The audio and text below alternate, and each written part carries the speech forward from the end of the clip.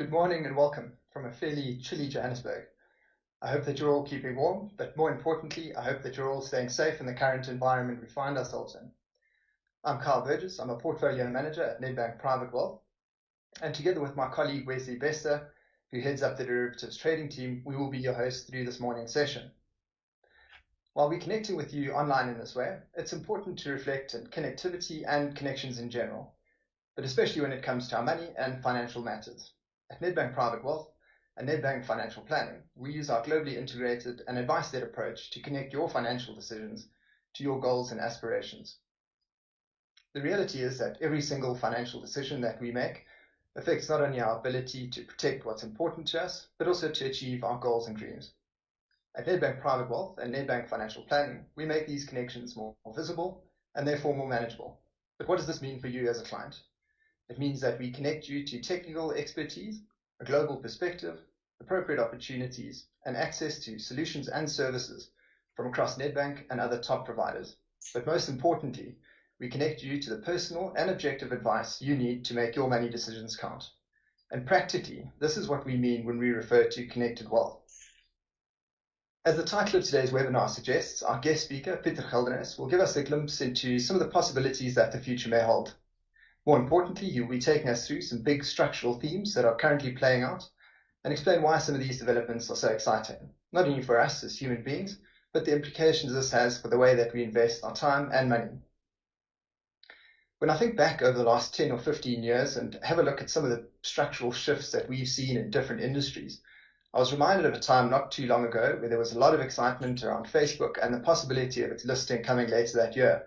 I'm sure a lot of you remember the excitement and hype around the Facebook IPO in 2012. What I needed to remind myself about, however, was at around the same time there were some serious concerns amongst investors as to whether Facebook, which at the time was very much a desktop-driven type application, whether it could adapt to the upcoming shift to mobile. If only a small group of people bought into the idea that the internet would be as revolutionary as it has been, an even smaller group could have predicted the shifts toward mobile. An even fewer group of people would have imagined a world where from a handheld device you could summon a stranger in their car and they would be there in the blink of an eye. For a small fee that would be charged directly to your credit card, the stranger would happily take you from point A to point B.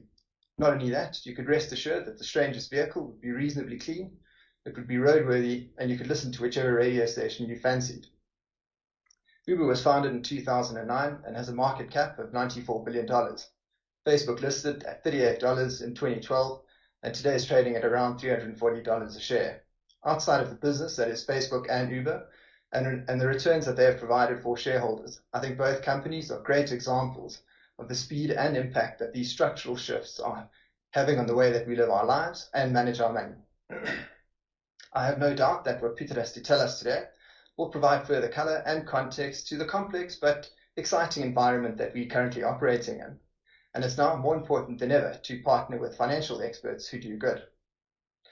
Pieter, a very warm welcome, and we're certainly very eager to hear what you have to say. But before I hand over to you, if I could quickly run through some important housekeeping notes.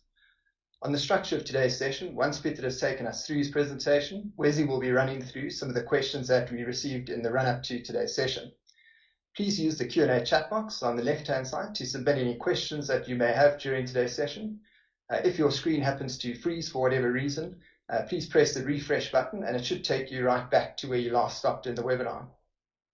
You'll receive an email in the next couple of days with a link to the recording to the webinar. Hopefully you'd like to watch it again, or perhaps you could share it with friends or family. Please remember that you can get more thought leadership insights, the recordings of previous webinars, and find out about future webinars on our website. Lastly, your views certainly matter to us. Please help us improve our future webinars by giving us your feedback in a brief survey that you'll receive after today's session. I'm very excited to introduce to you Pieter Geldenhuys. Pieter is the founder and director of the Institute for Technology, Strategy and Innovation. Over the past 2 decades, Pieter and his team have guided more than 4,000 students and more than 120 innovation projects within the largest technology companies in India, the Middle East and Africa. Pieter was the previous technology strategy advisor to the CEO of Vodacom, vice chair of the Innovation Focus Group at the International Telecommunications Union in Geneva, Switzerland. He is also a nominated member of the South African Academy of Science and Arts and vice chairman of the RTO CARFIA. Pieter is a renowned futurist, academic, and innovation expert. He has a degree in electronic engineering, an MBA specializing in technology strategy. He's also an adjunct faculty member at the Northwest University and a regular guest lecturer at the London Business School. Pieter, it sounds like we're in great and very capable hands. Over to you. Thank you so much for that introduction, Kyle. A hearty good morning from a very cold Stellenbosch. And yes, I'm going to share with you some insights, some of the weak signals we're detecting in the market out there that might just impact our lives in the next decade or so. But without further ado, let's get cracking on my presentation. And let me give you a couple of insights into what you can anticipate over the next 40 minutes or so. So yes, you've heard that I'm a futurist. What the hell does a futurist do? Well, what we do is here's the academic definition, we intentionally build capacity to see and understand the implications and meaning of change. But what it really means is that, yes, we take a look at the news headlines happening all around us, and then we try and identify which of these weak signals might become more important in future. So I might literally take a look at a couple of weak signals. And the way we normally structure these weak signals is to take a look at the words of William Gibson, the author of Neuromancer. And he said, the future has already happened. It is just unequally distributed. So yes, we can sometimes predict the future, but unfortunately, it's unequally distributed. And one of the key examples was the outbreak of COVID-19, having a huge impact on the world around us, on a variety of industries, where we had a disruption not only on the supply side, but on the demand side as well. We had weird things, even here in South Africa, with robots cleaning our hospital rooms with UVC rays. But I think one of the biggest impacts we've seen over the last couple of months is the so-called bullwhip effect, where we had a just-in-time ecosystem with supply chains all around the world, and suddenly there's changes on the demand side, where we're staying at home, we don't travel as much, we don't use our cars as often, yet we order out food quite more often, and yet we buy different things. On the supply side, a shortage of chips. And this is literally creating an environment where there's an abundance and a shortage of certain products over time. And this literally plays havoc with the short-term inflation figures. So the bullwhip effect is something that will be with us for the next 2 to 3 years as we try and make sense of this changing world post-COVID-19. But let's go and take a look at some of the major trends and perhaps sometimes some of the weak signals within these trends. And firstly, let's go and take a look at demographics. So when we take a look at demographics, we normally hear the story that there's this unbelievable growth in the world population. What's really, really interesting is that if we take a look at the figures over the last couple of years, or the last couple of centuries, before 1800, there were less than 1 billion people on the planet. And then suddenly we had this exponential growth in humans.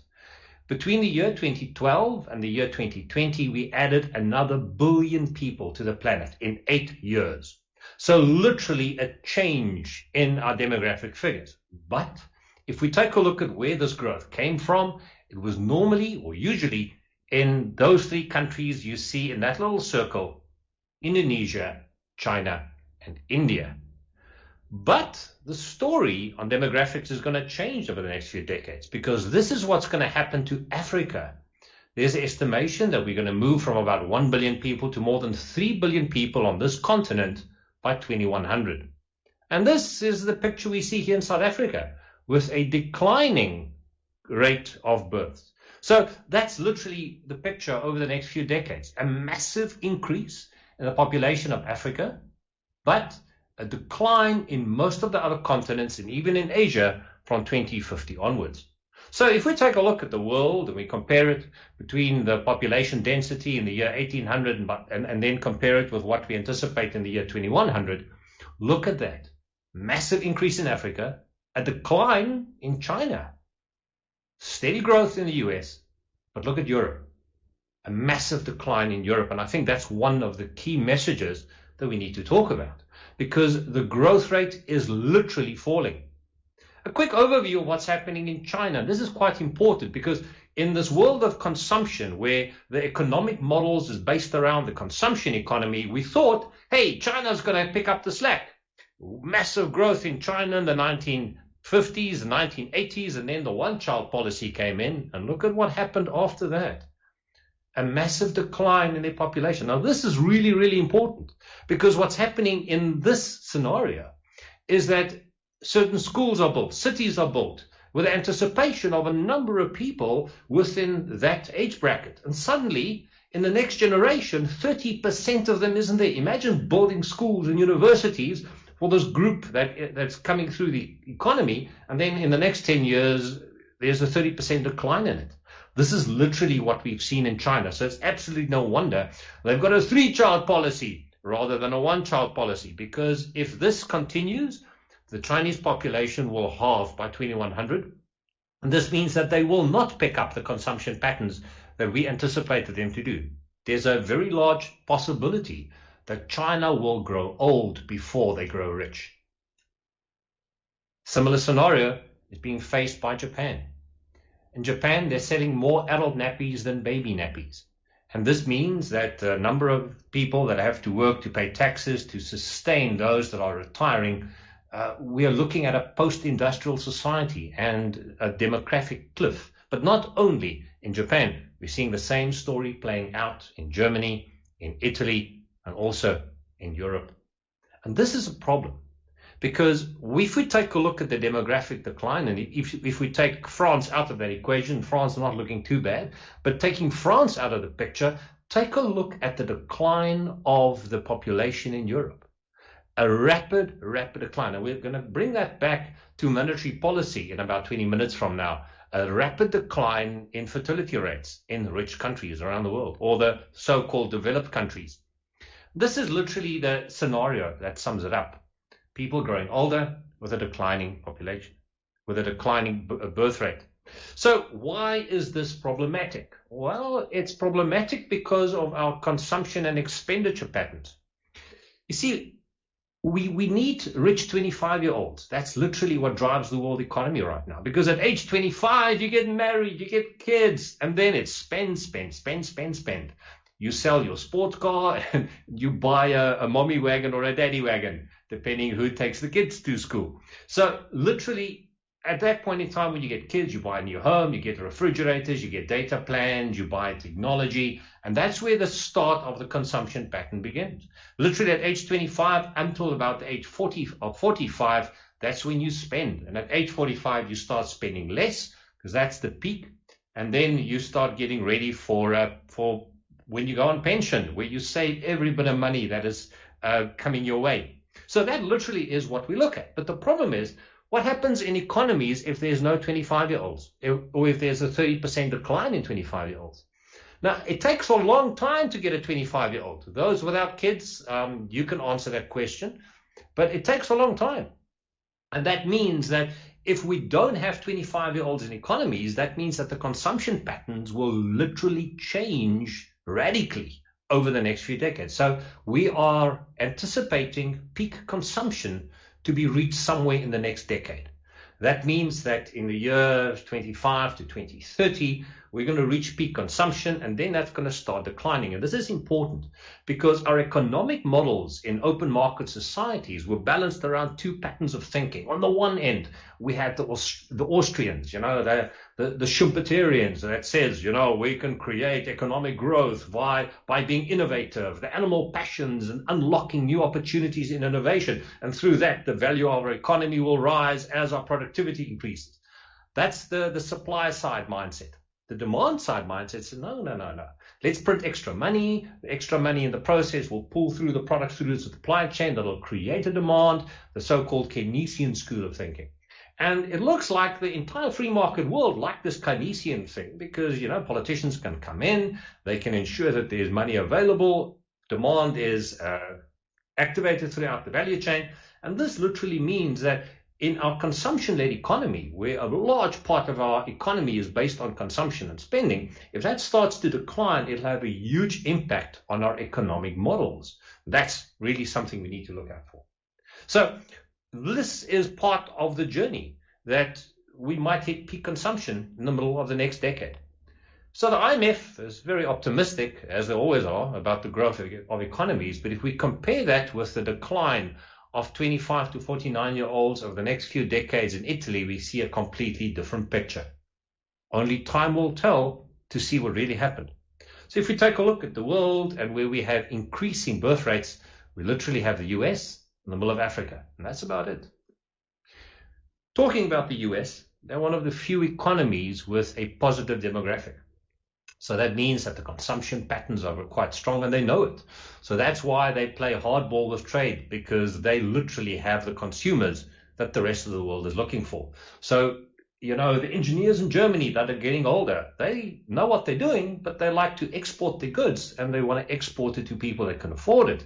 This is why the US will play a far larger role in world trade as far as consumption is concerned. That's the rest of the world without the US. And that's why we believe there will be peak consumption in the rest of the world in the next couple of years. So let's go and take a look at geopolitics to see how will these demographic shifts play a role in geopolitics. And well, it all starts with a Bretton Woods agreement somewhere in the Second World War. So what happened at Bretton Woods? Well, you see, America bribed a number of countries to stand in front of it because they realized the Soviet Union is going to be the real threat after the war. So they bribed a few countries and said, what we in America will do is we'll make sure that you don't have to connect your currency to gold. We'll do it. And then you can connect your currency to our currency. And what we'll do is we'll create a security umbrella around the world, making sure that your trade is safe and also making sure that your energy security is safe, because you'll be able to buy oil using dollars. And that started Bretton Woods, and a tremendous amount of countries benefited from this. I mean, after the war, there was only really one large economy whose production wasn't interrupted, the US. They weren't attacked, their production capacity was intact, and they literally allowed this growth to start emerging all around the world, led by labor-led growth rates. And we saw countries like Germany and Korea and Japan prosper in this ecosystem. But for America, Bretton Woods was always about security, never about money.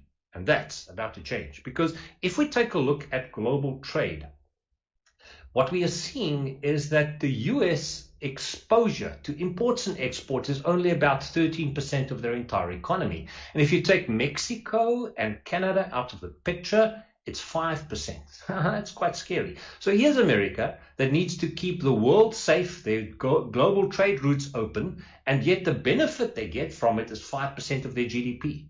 Why should they fund the rest of the world's security umbrella if the benefit they get out of it is minimal? And that's the problem, because the moment that they move out of the Bretton Woods system, they might stop protecting the world's trade routes. And this will open up a whole new can of worms as far as piracy is concerned. So watch out for the space. It's going to be interesting. So on the one end, it's security in terms of trade security. On the other end, it's energy security. So let's take a look at oil shipments out of the Middle East into America. And you can see that over the next few decades, a rapid decline is taking place. So I do apologize. I think I had the wrong slide on. I had my face on rather than the slide deck. But that shows you what happens in terms of America's trade. A very, very small part of their GDP is linked to exports or imports. So when we take a look at energy security, a rapid decline in the amount of energy that is exported to the US over the years. And right now, America is a net exporter of energy. The fracking was quite successful. You can see the Bakken Formation on the left top. And that is literally the amount of gas that they flare, because America doesn't have infrastructure to transmit the gas via pipelines to people that will use it. They're busy doing that for the Mexicans right now. But that's the amount of gas that they flare. Unbelievable amount of gas that they're not even using. So the fact that they don't need the oil as much as what was needed in the past, we are seeing a decline in America's military deployments around the world. And this means a whole new game of poker. Oh, the professional poker players will know if you want to take your opponent down, two people on the poker table can take a third person down, and that's literally global poker. That was realpolitik in the 1970s, and also why the United States recognized communist China to act as a counterweight against the Soviet Union. That's real politics. But how's this real politics playing out right now? Really weird. Like the Congress that's trying to block a pipeline coming from Russia into Europe. How weird is that? Why would America be interested in trying to kill the Nord Stream pipeline? So under the Trump administration, that was one of the priorities, to stop the Nord Stream pipeline, which is about 90% built. And that is because it bypasses Ukraine, but also because America is asking itself, why do we need to pay so much money to put military personnel in Europe to protect Europe against the Russians, while the Europeans are buying their gas from Russia rather than from us? Interesting question, isn't it? So that's the world of real politics, and let's see how quickly that plays out. What happened in the year 2000 is that rapid decline in population after the financial crisis in 2000, and you can see the impact it had on Russian demographics. The problem is that the armed forces of Russia will halve in the next 10 years, and they are quite scared. They've been invaded something like 30 times over the last 500 years. So they're really worried about protecting their borders. And this is why they've got these interesting exercises into the Ukraine. You see, if Russia can push forward closer to the Dnieper River, there's only about 11 bridges that they need to protect. But right now, they need to protect something close to 500 kilometers on the Ukrainian border. And with declining armed forces, this is their rationale of getting involved in the old Soviet republics. We're also seeing weird changes in the Middle East as new power blocks are emerging to counter the fact that America is moving out of that ecosystem. We have Israel and Turkey, for example, joining forces so that they could harness the Aphrodite gas field and plug it into Turkish pipelines going into Europe. A couple of interesting scenarios on geopolitics. But enough about geopolitics. Let's go and talk about China. Now, what I'm talking about in terms of Bretton Woods and where the Bretton Woods system is going and the challenges we face in it, China is well aware of it. And what China did is to start with something similar, but on a smaller scale. And they called it Belt and Road. So in terms of Belt and Road, they created an ecosystem where they had energy security coming from the Middle East, but also unlocking new opportunities in Asia as well as into Europe. So some of the work that we are doing in the Middle East is looking at the Malacca Straits. Really interesting because Malacca Straits will handle close to about 80% of China's energy imports. And it takes a good 4 days to navigate the Straits of Malacca. So one of the interesting scenarios we're looking at is, yes, you guessed it, a new canal all through Thailand. Because if you can have a canal similar to the Panama or Suez Canal going through Thailand, it'll cut out 4 days in terms of the entire supply chain. Unbelievable opportunity to unlock new value.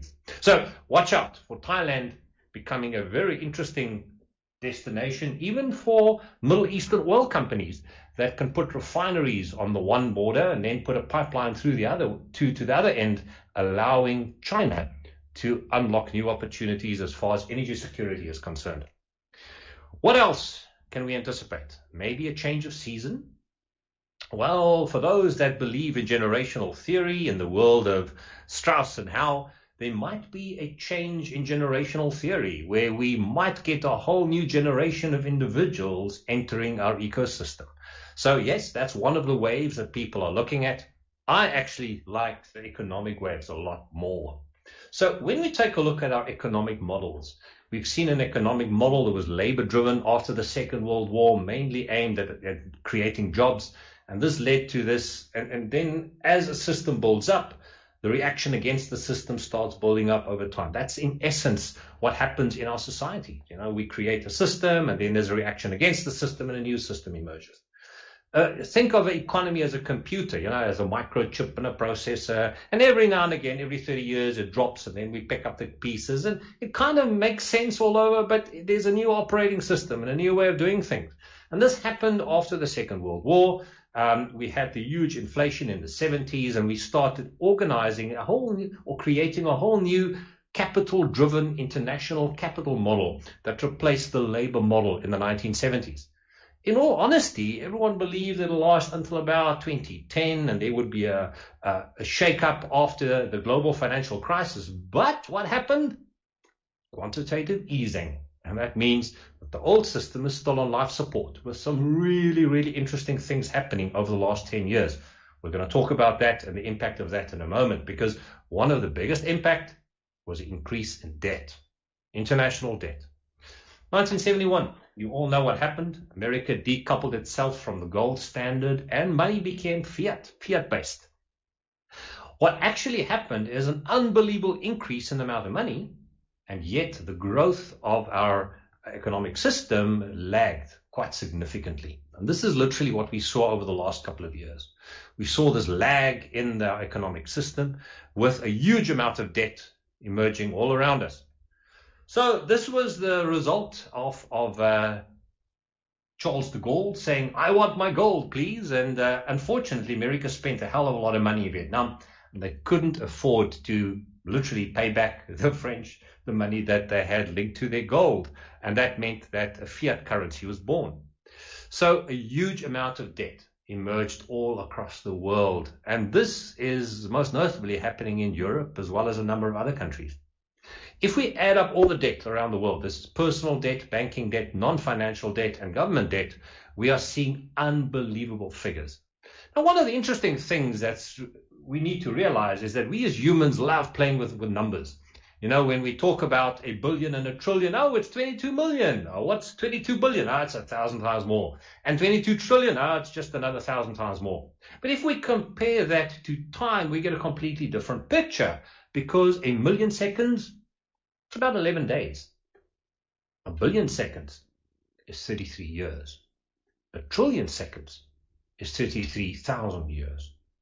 And if we take a look at the current debt all around the world, it is scary.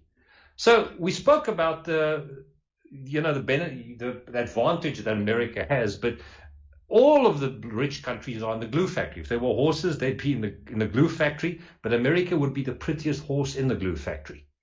These figures were pulled from the web about a year ago. And that was when America had a debt of $23 trillion and unfunded liabilities of about $130 trillion. Unfunded liabilities, that's the pensions they need to pay out to their firemen and teachers and policemen, everyone that works for the federal government. This is the picture I pulled out this morning, $28 trillion. And that is quite concerning, because this huge amount of debt means that something has to give. One of the biggest problems, or one of the biggest challenges that we have is we don't really know where money comes from. And it's a bit of a debate. And the real insight is no, money is not created by the Fed or the central bank. Money is actually created by the primary dealers, the banks. Because if you as an individual go to a bank and say, hey, I want to buy a house, the bank would then create a loan for you. You will pay it back over 20 years. And then after 20 years, that debt would be wiped out, and the bank would make a bit of money from the interest that they would charge. But what we are seeing happening around the world right now is that the Federal Reserves all around the world are literally buying the debt. And they call it quantitative easing. And by buying this huge amount of debt from the banks, this doesn't really mean that the Federal Reserve creates money. They literally monetize debt. So the debt that has to be paid off is now monetized to provide liquidity to all of the banks around the world. And because of this liquidity, the interest rates are kept low and money is readily available. And that was one of the important impacts of this quantitative easing process, where the central bank simply monetizes the debt and provides liquidity for long-term value. So here's one of the interesting insights.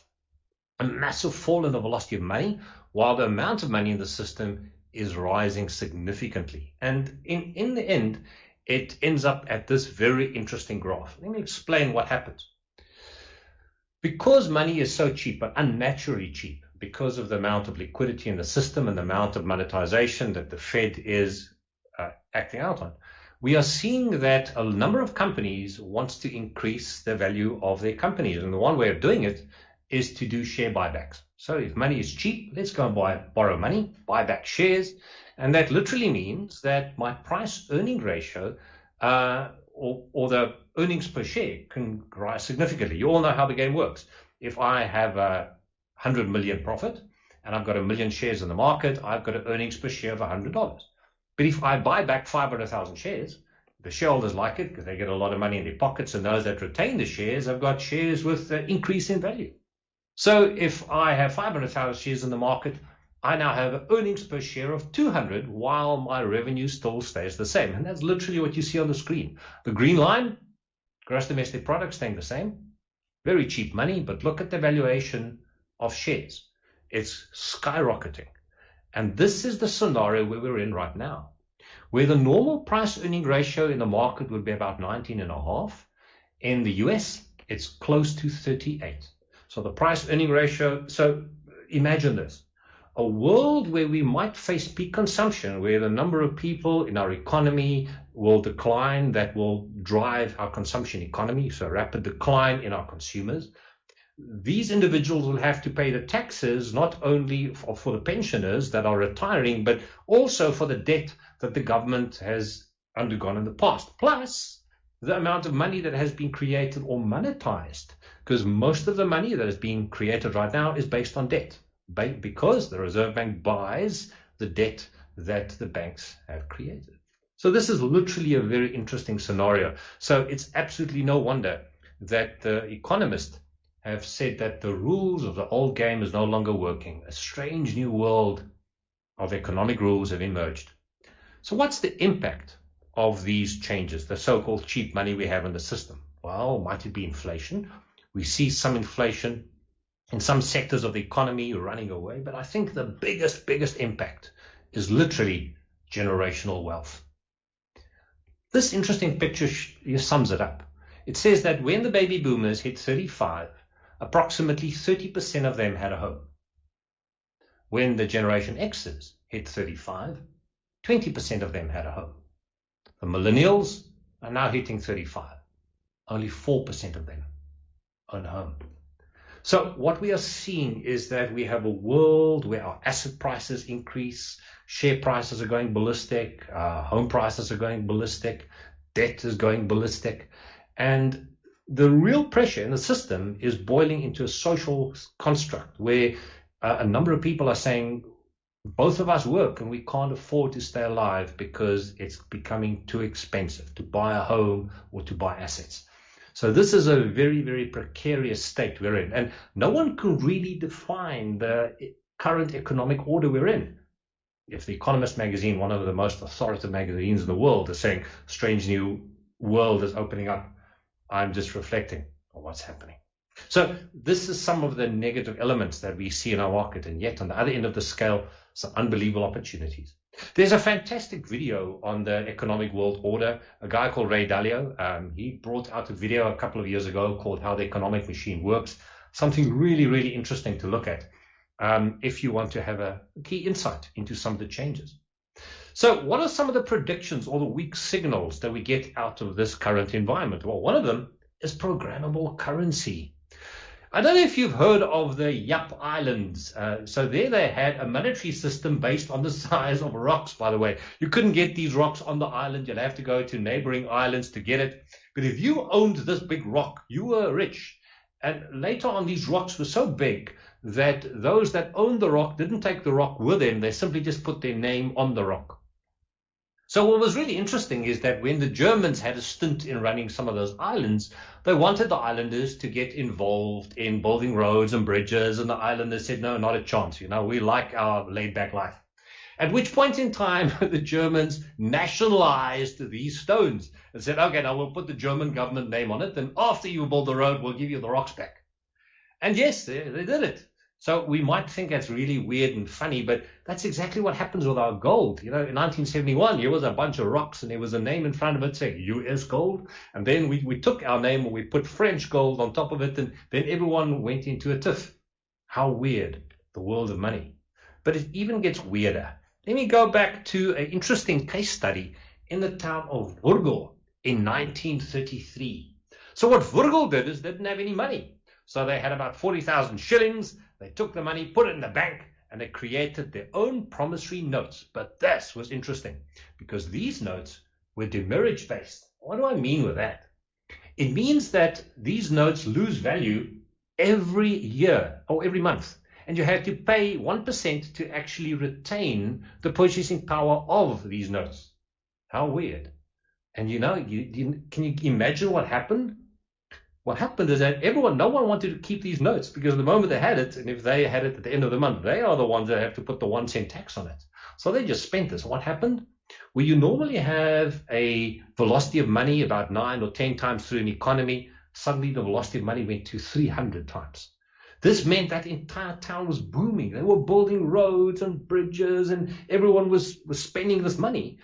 And then all the other towns in the vicinity said, how the hell did you get it right? Where did you get the money from? They said, no, we didn't. We took this money, put it in a bank account, and then we created these promissory notes. So all of the towns copied them, at which point in time the federal government said, whoa, stop all of this, because if no one is using the national currency, that might completely debase its value. One of the important things we might see in the future is programmable currencies by government, centrally banked cryptocurrencies. And this is literally what's happening in China right now. What's really important is that you might get stimulus checks. Someone might give you a bit of money, but the problem is if you don't spend the money, you might lose some of its value. And that's really interesting, that we might enter an era of government-backed cryptocurrencies where it's programmable. And there could be a 1 or 2% tax depending if you buy anything from a green company or if you don't use the money as the government intends you to use it. Really, really weird. Let's quickly go take a look at a couple of interesting things that might just unlock opportunities. I've got about 10 minutes left, and I think I've depressed you enough. Let's talk about the positive side of what's happening. We might just become a level 1 civilization on the Kardashev scale. So for those of you interested, go check out the Kardashev scale, where we might be able to harness all of the energy that dissipates into our atmosphere from our local star, the sun. Well, we're a couple of 100 years away from a type 2 civilization where we will harness all of the energy from the sun. Think of a satellite network all around the sun to zap back energy to us. Or a type 3 civilization where multiple energy sources might happen. For those of you that want to know where this comes from, it's Space Odyssey 2001 and 2010 was based on this philosophy. If you want to look for alien life, look for a star with a satellite ring around the star itself. But nonetheless, where are we? Currently, we're a type 0 civilization. Why? Because we burn everything in order to sustain ourselves. But very soon, we might start with nuclear fusion. And this is happening in the south of France, the International Thermonuclear Experimental Reactor. And within this tokamak, we can create what's happening on the surface of the sun, where we take light isotopes of hydrogen, smash them together, and get helium and energy out of it. You need a very strong magnetic field to contain that reaction, because it's so hot it might actually melt the outside of that vessel called a tokamak. But hopefully, we might just have an energy breakthrough that will change our world forever. There's competing products in China as well as in Germany at the Max Planck Institute.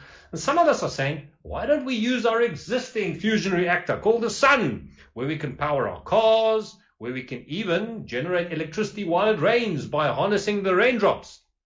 And a massive decline in the price of solar energy and renewable energy. What's really interesting about 1.5 years ago is that Germany, for the very first time, paid people to use electricity because they were worried that the energy grid's going to blow, mainly because they were generating more energy than what they need. And because of that, the guys in Belgium are now busy building a dam in the middle of the sea to ensure that they can have extra energy when they need it. How weird is that? A dam in the middle of the sea acting as a battery. A truly weird world. Some of the interesting things we're going to be seeing in the next couple of years is a new guerrilla game. What do I mean with that? This means that one company will control a world standard, similar to Windows controlling the operating system on your PC, Android or Apple controlling the operating system on your phone. The new guerrilla game is in virtual reality, the 4th installation of the information society. And this means that our idea of hybrid work might change. By putting on a pair of VR goggles, you don't have to worry where you go in order to work, because you can simply work from anywhere. This is the vision of Microsoft, where you can put on augmented reality or virtual reality and literally be in a different location. You can meet up with someone, share ideas with them. You can sit next to each other and create a new reality right in front of you to share ideas in 3D. And what you're seeing here has already been a reality for the last 5 years. Those HoloLenses, they go for about $3,000, quite expensive, but unbelievable opportunities are being unlocked as we speak, as we literally can create an ecosystem in front of our eyes. What is also important to realize, however, is that this is not the future. It already happened. For those of you that has got an Oculus Quest headset, you can buy this for about $299, imported into South Africa for about 6,000 Rand. You can literally put it on and go and look at a gallery exhibition or meet up and chat to your friends. I normally do it to play games with my kids when I travel abroad. We even have created our own gallery. We call it the Road to 2050. And if you want an invite, just send me an email.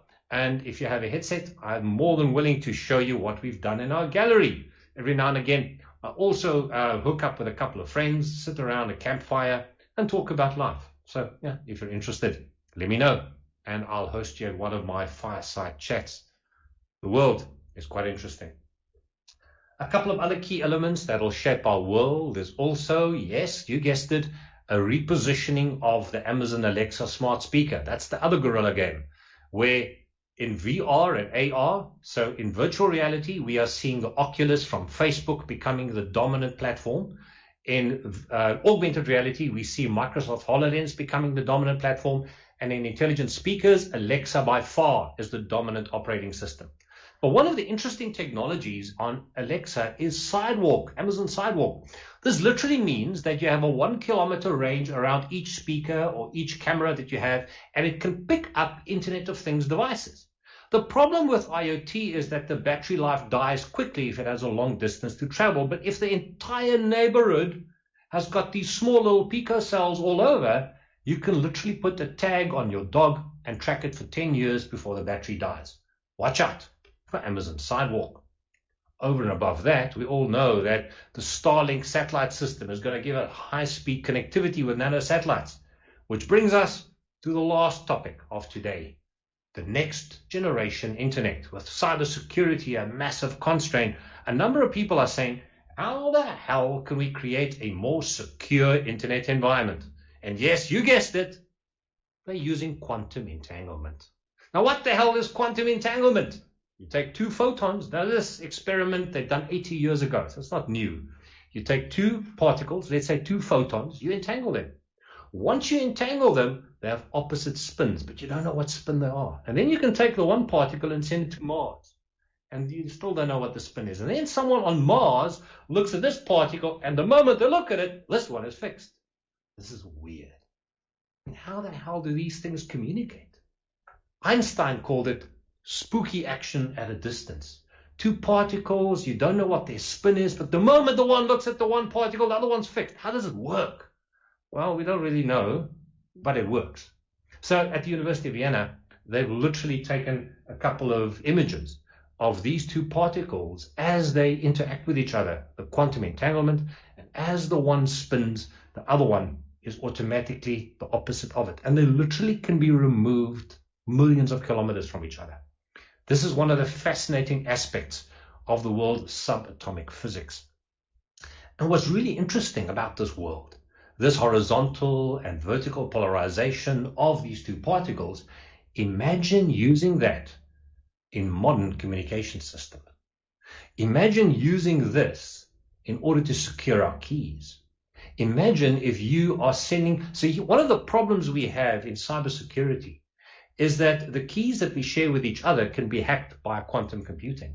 But what if we share these keys on a daily basis? The problem is we don't know if someone is going to hack into our communication system and find out what our key is unless we use quantum entanglement. So what if we use quantum cryptography? And as you send the keys to the various partners, all of these particles are entangled. The moment it is received, we know they're still entangled because the entanglement hasn't been broken. But the moment Charlie comes in and hacks our communication signal, what happens? The entanglement is broken. And now we know someone is looking at the key that we're sharing on a daily basis.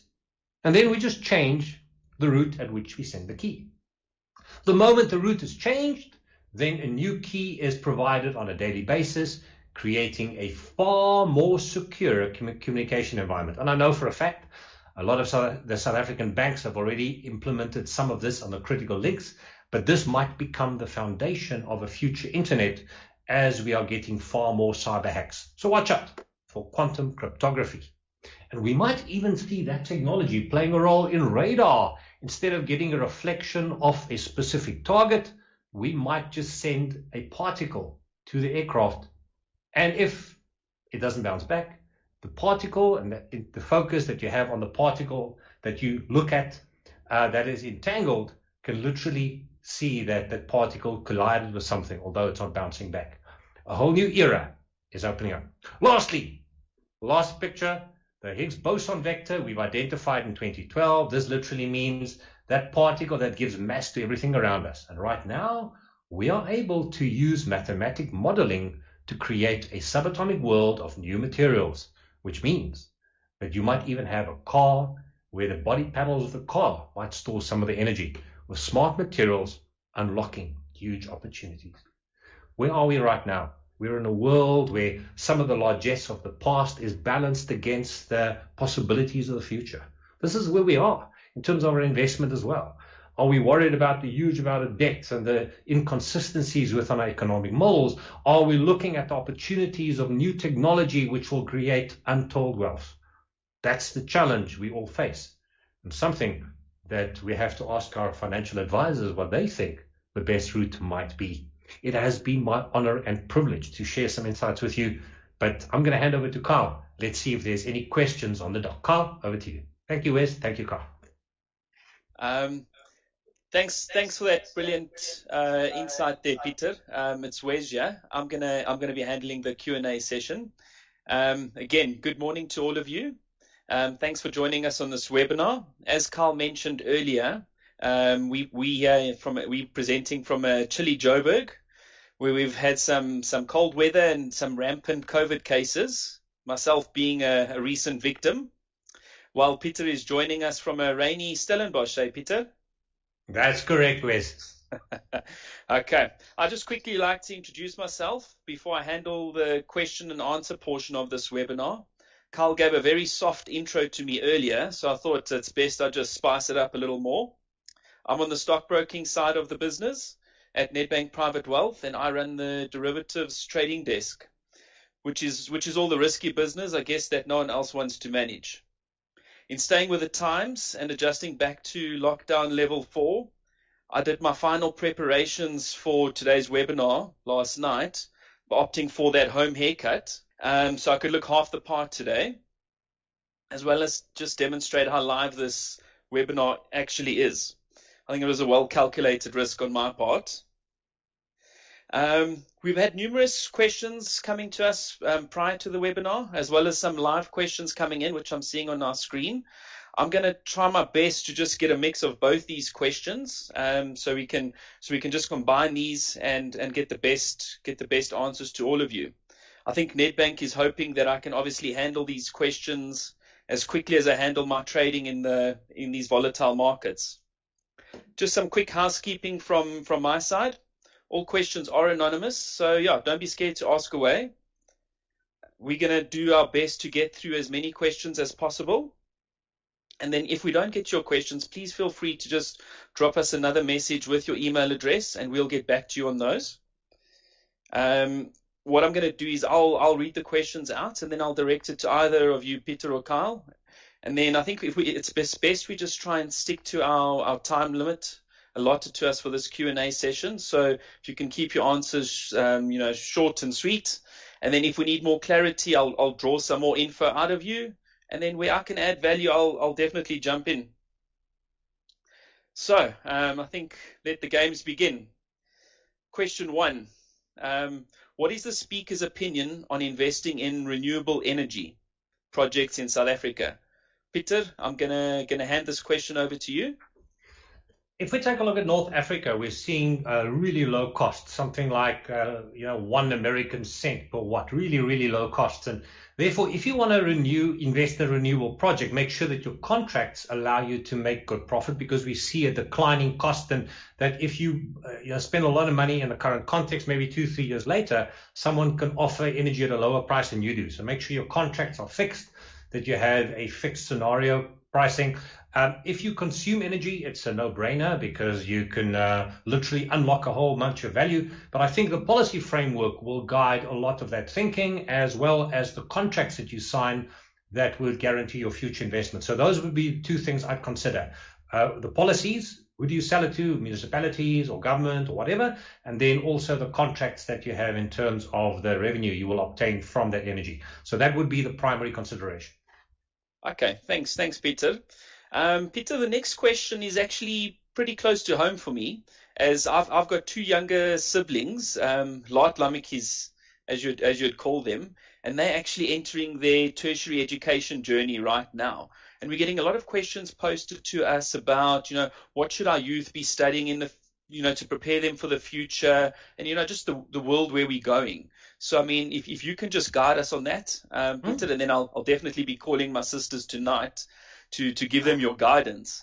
It's difficult, I like to provide value to someone based on their personality and what they like, rather than just glib analysis of what the future might hold. But nanotech, unbelievable things in smart materials, computational social science, where we don't do predefined categorizations, but let the data speak to us. Huge opportunities in innovation, technological innovation, messenger RNA, huge opportunities in epigenetics and in healthcare, where you really focus on a healthcare system, not a sick care system that we're really in today. So, keeping people healthier for longer.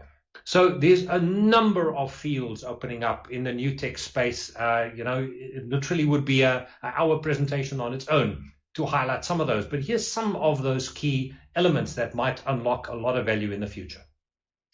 Okay, thanks, Pieter. It's a pity you didn't state that they could be influencers on Instagram, because they've got a real passion for that. But let's move on to the next question, which I think is on a lot of people's minds.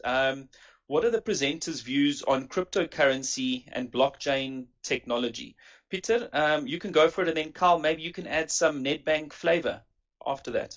Pieter? So I'll be quick. If we take a look at the traits of money, is it verifiable, fungible, portable, durable, and we compare fiat money with gold and Bitcoin, we literally can see an analysis. What the challenge is that there's a definite bunch of value in cryptocurrencies, especially those top flight ones, the Bitcoin ecosystem. But the problem is it doesn't have a long established history, and we haven't seen it go through recessions or depressions to see how the market really reacts, because sometimes it's binary. If you take a look at the value of the Zimbabwean dollar, it was binary. We don't know what the long-term play will be, but there is definitely a number of benefits on the more significant cryptocurrencies, but no one is using it for its intended purpose, which was literally to bypass the existing monetary system.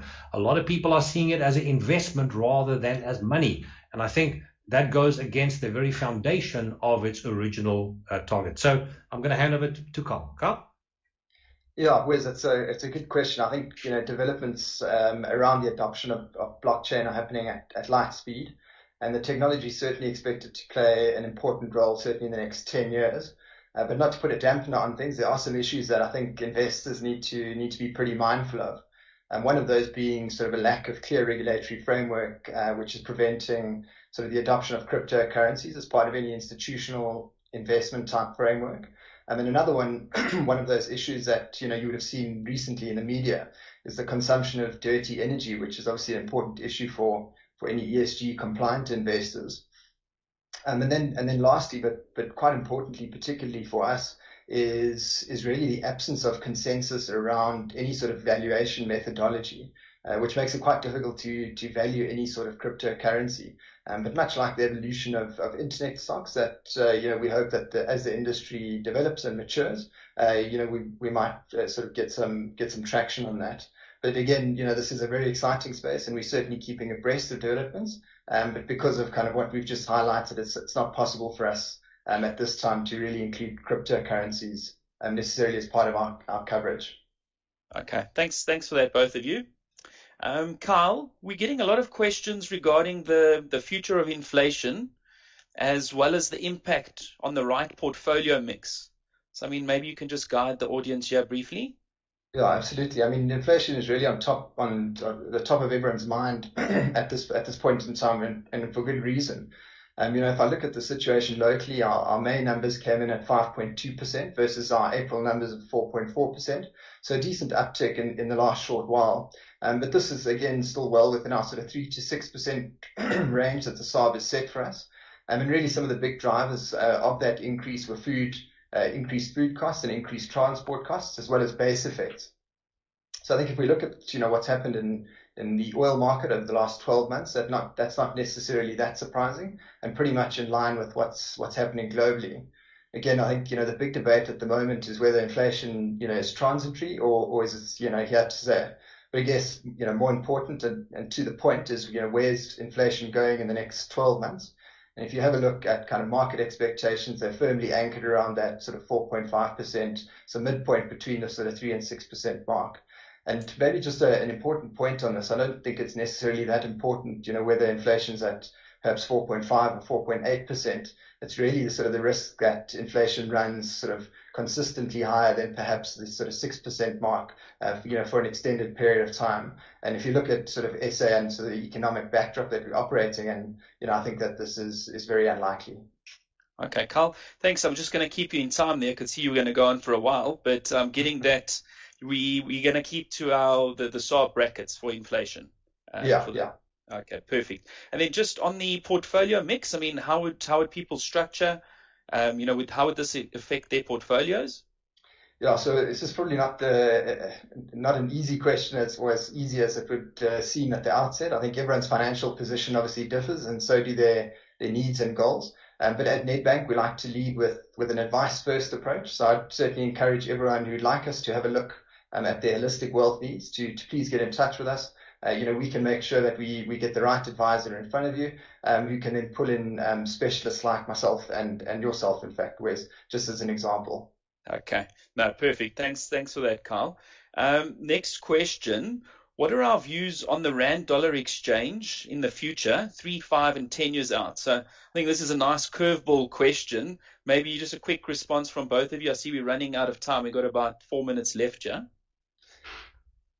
So Yeah, I think I'll let you handle that. I don't think any investment professional is necessarily thrilled about answering a Rand question 20 years out. If we take a look at the Austrian school of thinking, it's about evaluation of productivity levels between countries, and literally meaning that our currency will then be linked to our productivity as compared to our trading partners. And that means that if our productivity declines, so will the value of our currency. Okay. Carl, you gonna add in?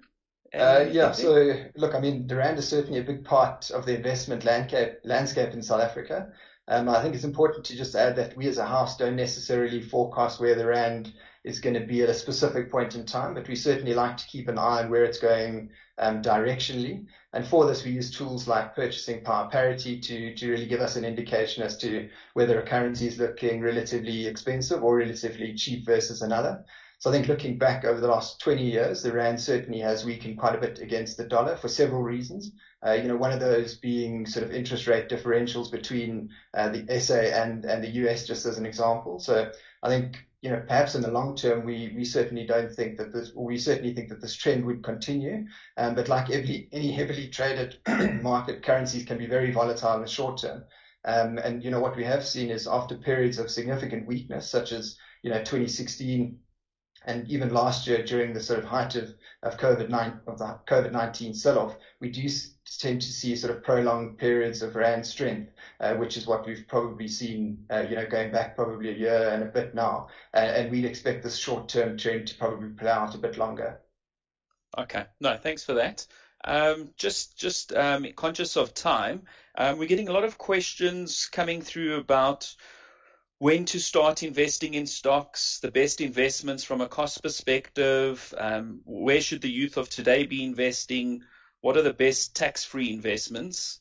So I think, just to show you guys that I'm in control here, Carl and Pieter, I think I'll add a little bit more value from my side as I'm feeling a little bit left out, and I'll answer here.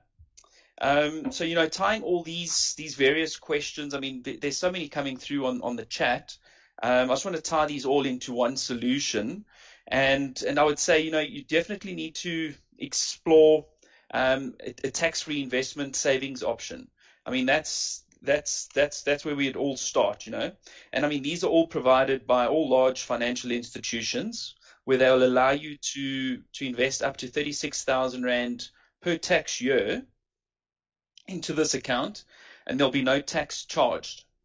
Another benefit is a lot of these institutions are, they're playing ball, they're coming to the party, and they're reducing a lot of their costs that are associated with these tax-free investments. So, I mean, this is a great place to start. And I mean, just as an example, I mean, here at Nedbank Private Wealth Stockbroking, we allow clients to buy from a list of, pre-approved exchange-traded funds. And I mean, these ETFs offer clients great diversification, and especially when you're combining a lot of these ETFs into this tax-free account, it's there's great added benefit. What we also do is, I mean, just with a reduced brokerage rate, costs do play quite a significant part in your investments. So this is a great place to start your investing journey, as well as to, if you've got existing accounts, this is a great way to add on to your accounts by having this added tax benefit for your future savings. I'm just looking at the time. So unfortunately, our time has come to an end for this Q&A session.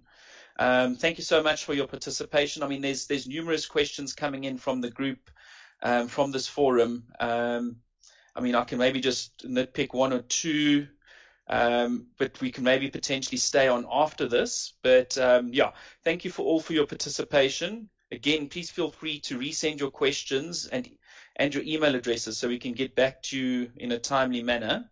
Carl, Pieter, thank you so much for those insightful answers. It's been short, and sorry, I've kept you a little bit tight, but I've tried to keep as best as we can to our time limit. And I think the audience have actually appreciated your expert feedback. I'm going to hand over to Carl again for a brilliant close. Thanks, Carl. Yeah, thanks very much for that, Wes. So I think, in closing, I'd just like to say that perhaps while it's easy to look at the negatives, the risks, the things that don't necessarily always come off, I would urge you to look at the potential benefits that could come from any number of ideas, because the upside, could be very exciting. So this is in no way investment advice, but I do think that some of the great investment ideas over the last decade have needed a healthy dose of imagination. Thank you to both Pieter and Wesley for your time today, and a very big thank you to everyone who joined this call. If you'd like to be invited to our spin-off session in the next couple of weeks, please drop your email address and name into the chat box, and we'll send that invite through to you. For now, take care and be safe out there.